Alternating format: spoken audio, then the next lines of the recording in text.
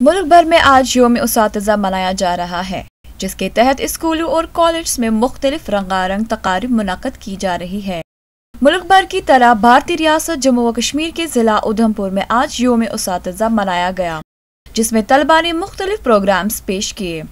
Government بوائزہائی secondary school Udhampur میں آج یوم اساتذہ بڑی ہی دھوم دھام سے منایا گیا۔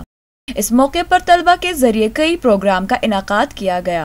یوم اساتذہ پر کہیں ڈانس تو کہیں ماڈلنگ کا جلوہ رہا۔ اساتذہ نے ایس رادھا کرشنن کی زندگی پر روشنی ڈالی۔ اساتذہ نے اپنی تقریر میں نصیحت کرتے ہوئے کہا کہ طلبہ کو اپنے اساتذہ کی عزت کرنی چاہیے اور صحیح راستے پر چلنا چاہیے تاکہ اپنے مستقبل کو سنوار سکے۔